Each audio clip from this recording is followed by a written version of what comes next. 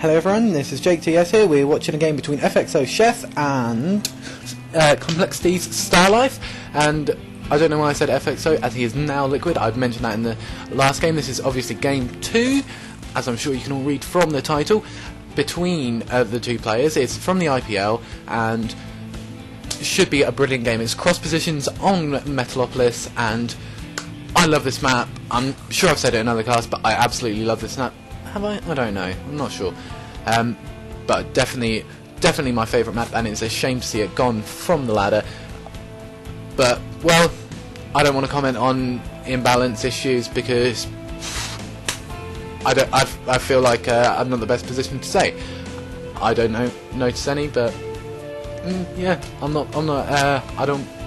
I've said I'm not getting involved in that sort of talk. Anyway, moving on.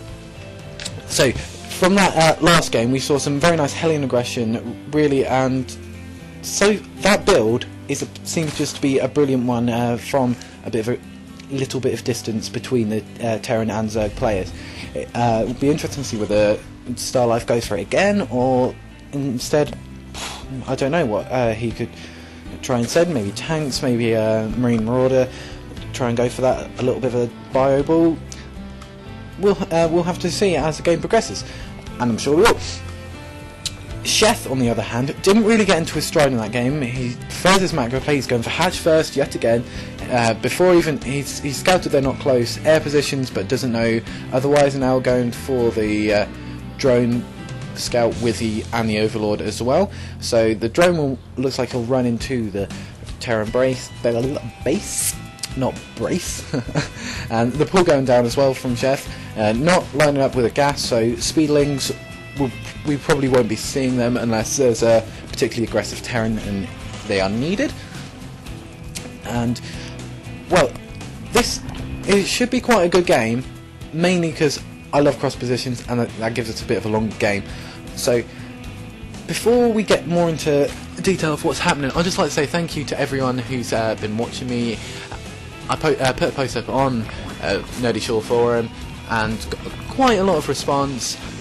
Some people PMing me and stuff, and I'd just like to say thank you to everyone. You really encouraged me, and I appreciate it. And I think that was forward zone transferred there. No, I can't count. I was just going to say, major slip up, and I can understand the pressure that Sheth must be feeling. This is a reasonably big tournament. The prize pool wasn't as big as it is this year in IPL. Nevertheless, there's a prize pool, and he is on show.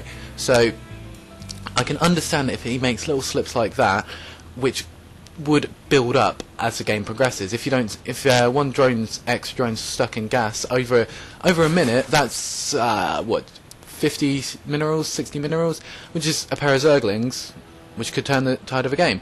And looks like these Marines are just poking about the map, trying to take down this Overlord. He's down in the red and might well take it out. If he does, that'll be a bit of a big, well, not a massive deal, but as I was saying about things building up, an Overlord down, that's another 100 minerals, and slowly those things accumulate into Sheth's got half the force Stalife does.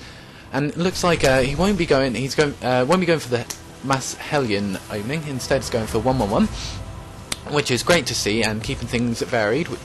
Hellion is coming out along with another one.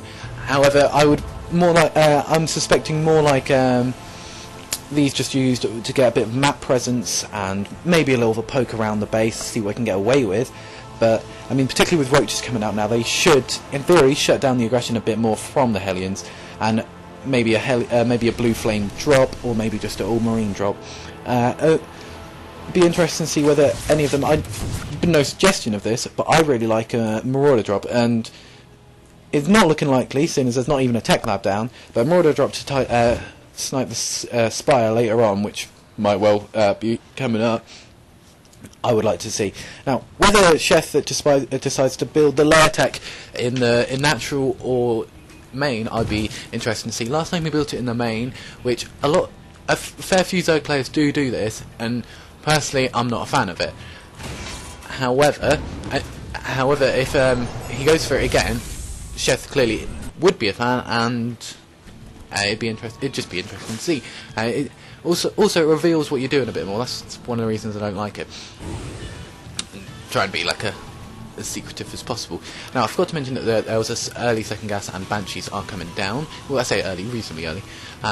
So cloak is starting, and this could be very powerful, particularly because there's no detection, there's no lair tech. So if this goes on, after holding off from Sheth's roaches, this could be very effective. Of course, the banshee coming out, there's no anti-air from the Zerg, and they will just take these roaches down. The bunker placement here is absolutely brilliant. It's safe from a baneling burst, and it means that SCVs have only got to repair one side of the wall. So very smart play from Starlife there, and the roaches probably won't even be able to see it back there. I'm not sure. I'll just check the vision. Oh, they just about can. That is my mistake. Sorry, guys. But wait, could they? Oh, they've moved now. Anyway, thankfully, because of that smart placement, it means the Banshee can go about without being revealed to these roaches. It would be a great shame after this clearly carefully thought out plan and build for then the Banshee to be revealed just in as necessary defence. I think the Overlords might well have spotted him. Yep, spotted, well obviously. And, ooh, not a good position. Banshee versus 2 queens. Banshee would definitely lose. It only just wins against 1. So the Evo Chamber's just started as a defensive reaction. And lair tech still nowhere to be seen. Ooh, yep, it's done. That's my mistake. Oh no, it's not. Ah, sorry. Low graphics. Blah blah blah. Anyway, lair just started, and the Banshee is just being really annoying. He's got cloak and taken down these. Hopefully he'll take down a queen. That's quite a big deal if it manages to take down both of them. It really just puts the Zerg behind, particularly with lair tech started. That means he can't rebuild both at the same time, obviously. And it will delay his macro, no more injects, and this has been massively effective, actually. Just due to that lack of being able to see 7, maybe a little bit of an overreaction there. 7 spore crawlers being started. I mean, that's going to make these redundant, but 7 times 150 is huge. It's over 1,000, I think. I don't know. Someone check my maths. But that's a lot of minerals to be dumped in there, and those minerals are not Zerglings, which are being aggressive down here. And as I've said before, if you're being aggressive with air or high-tech units, that means you can't have a lot of ground army. However, they were effective there. I would say they were probably cost-effective.